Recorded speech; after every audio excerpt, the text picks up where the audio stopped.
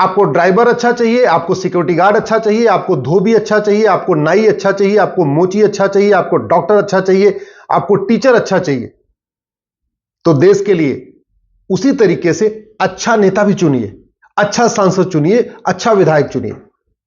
Vote आंख बंद करके मत दीजिए, सोच समझ कर वोट करिए और पुराने इतिहास को समझ लीजिए।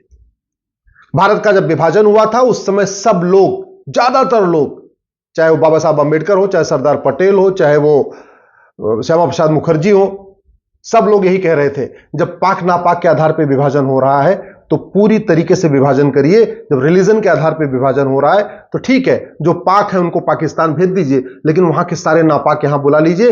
हिंदुस्तान सारे नापाक लोगों का होगा और पाकिस्तान सारे पाक का होगा। लेकिन नहीं, नेहरू जी ने वो नहीं मानी, गांधी जी के ऊपर दबाव बनाया और उसका नतीजा हम आज भी भुगत रहे हैं। भारत में कुल 55 साल कांग्रेस ने राज किया है। 55 साल में से 2 साल अगर शास्त्री जी को निकाल दीजिए तो 53 साल नेहरू परिवार ने राज किया। और क्या क्या किया नेहरू जी ने? 15 कांग्रेस की उस समय कमेटीज थी, उसमें से 12 ने कहा कि सरदार पटेल को प्रधानमंत्री बनाना चाहिए। 3 ने अपना जवाब भी नहीं भेजा, यानी 3 ने नोटा दबा दिया। नेहरू जी के पक्ष में एक भी वोट नहीं, लेकिन जिद करके प्रधानमंत्री कौन बन गए? नेहरू जी। डॉक्टर अंबेडकर को चुनाव हरवा दिया और बाद में इस्तीफा देने के लिए मजबूर कर दिया। श्यामा प्रसाद मुखर्जी को इस्तीफा देने के लिए मजबूर किया, बाद में कश्मीर में जेल में डाल दिया। उसके बाद उनका मृत शरीर बाहर आया। कुछ लोग ये भी कहते हैं कि डॉक्टर श्यामा प्रसाद मुखर्जी को स्लो पॉइजन दिया गया। कुछ लोग ये भी कहते हैं कि सरदार पटेल को भी स्लो पॉइजन दिया गया। कुछ लोग ये भी कहते हैं डॉक्टर अंबेडकर को भी स्लो पॉइजन दिया गया। दीनदयाल उपाध्याय जी की डेड बॉडी उत्तर प्रदेश के मुगल सराय में मिली थी, वो आप सबको पता ही है। भारत के संविधान में भगवान राम के, कृष्ण के चित्र थे, नटराज के चित्र थे, गौतम बुद्ध के चित्र थे, भगवान महावीर के चित्र थे, हनुमान जी का चित्र था, शिवाजी महाराज का चित्र था, सबके चित्र थे। किसने हटवा दिया? नेहरू जी ने। संस्कृत राष्ट्रभाषा बननी थी, डॉक्टर अंबेडकर ने संस्कृत को राष्ट्रभाषा बनाने के लिए प्रस्ताव भी पास किया। उनका प्रस्ताव फेल किसने कराया? नेहरू जी ने। भारत का जो झंडा डिजाइन हुआ था, नेशनल फ्लैग, वो भगवा कलर का था, उसमें ओम लिखा हुआ था, भगवा झंडा ओम निशान। किसने विरोध किया? नेहरू जी ने। दूसरा झंडा डिजाइन हुआ, भगवा रंग का झंडा, उसमें वंदे मातरम। किसने विरोध किया? नेहरू जी ने।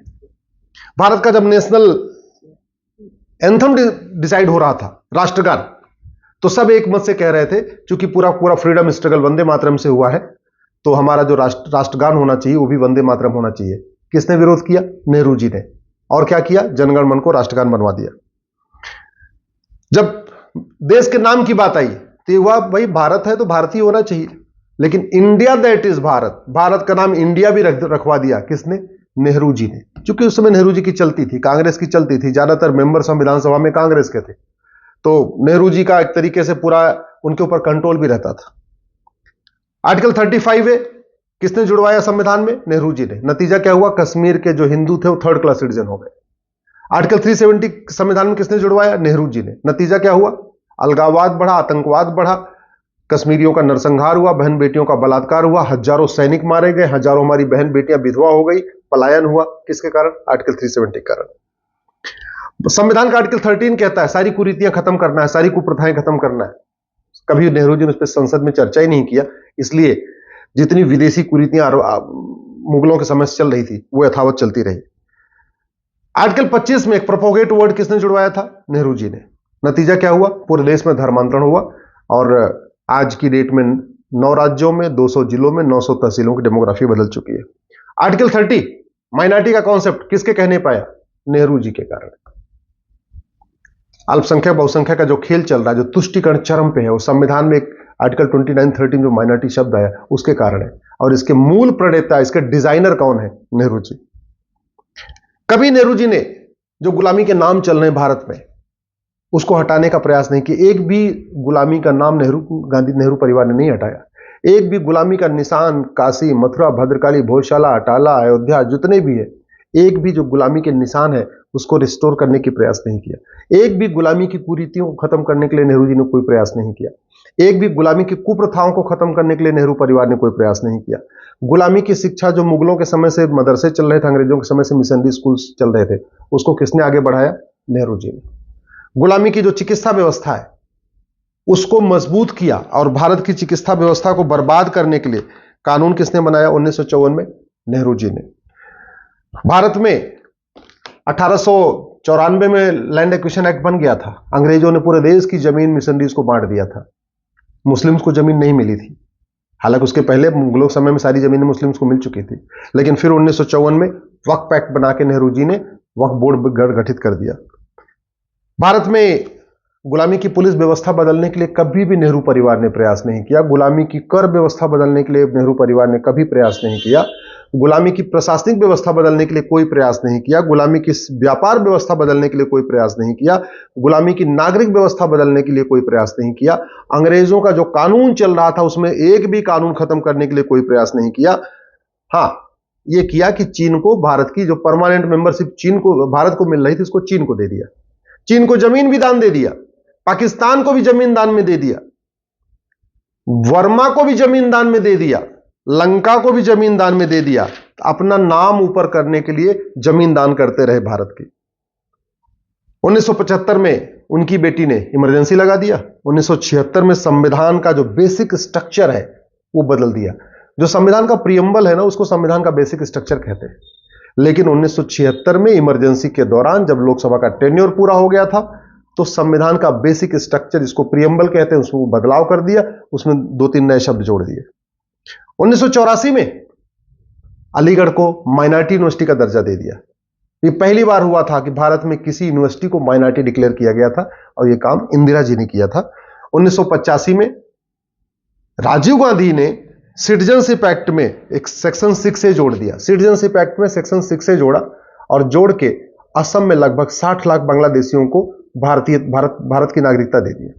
याद रखिएगा, 1985 में, जब 1984 में जो चुनाव हुआ, उस समय राजीव गांधी जी को 404 सीट मिली थी, और अगले ही साल 1985 में सिटीजनशिप एक्ट में सेक्शन 6 से जोड़ दिया, और असम में लगभग 60 लाख बांग्लादेशियों को नागरिकता प्रदान कर दिया।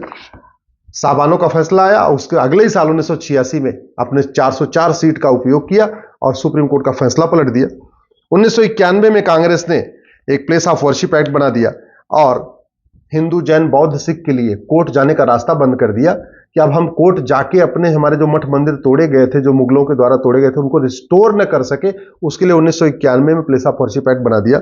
हिंदुओं को आपस में बांटने के लिए, हिंदुओं को, हिंदू, जैन, बौद्ध, सिख को आपस में बांटने के लिए, और मुस्लिम और क्रिश्चियंस को विशेष फायदा पहुंचाने के लिए 1992 में माइनॉरिटी कमीशन एक्ट बना दिया। 1995 में जो वक्फ एक्ट नेहरू जी ने बनाया था 1954 में, उसको वापस लिया और बहुत ही खतरनाक 1995 में वक्फ एक्ट बना दिया। उसके बाद फिर 2004 में national commission minority education institution act बनाया, और उसके बाद अलीगढ़, पहली बात 1984 में अलीगढ़ यूनिवर्सिटी को माइनॉरिटी का दर्जा दिया। फिर 2004 में बाकायदा एक कानून बनाया और पूरे देश की यूनिवर्सिटीज को माइनॉरिटी यूनिवर्सिटी घोषित करना शुरू किया। जामिया भी उसी कानून के अंतर्गत हुई है। 2010 में एक कानून बनाया FCRA। उसका मूल उद्देश्य था कि जो भारत विरोधी शक्तियां हैं, माओवादी, नक्सली, अलगाववादी, कट्टरपंथी, जिहादी नेता, अभिनेता, लेखक, बुद्धिजीवी, पत्रकार, कलमकार, जो भी देश के खिलाफ करते हैं, उनके NGOs को बढ़िया फंडिंग होती रहे विदेशों से, उसके लिए 2010 में FCRA बना दिया।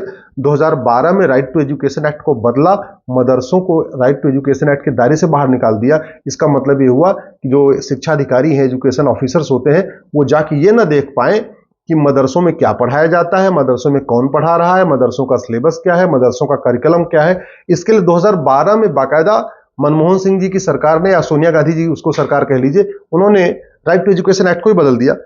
2013 में वक्फ एक्ट को असीमित शक्ति दे दिया। 2013 में जैन को भी अल्पसंख्यक घोषित कर दिया। तो अगर आप ध्यान से देखें तो 53 साल राज किया कांग्रेस ने, उसमें 50 से ज्यादा ऐसे घटिया कानून बनाए जिसका मुख्य उद्देश्य था कि भारत की संस्कृति बर्बाद हो जाए, सनातन धर्म बर्बाद हो जाए, भारत धीरे धीरे गुलामी की ओर चलता जाए, और दोबारा भारत पे फिर से कब्जा हो जाए ऐसे लोगों का जो न भारत को मानते हैं, न भारत की संस्कृति को मानते हैं, न भारत की परंपरा को न मानते हैं, न भारत के ज्ञान विज्ञान को मानते हैं।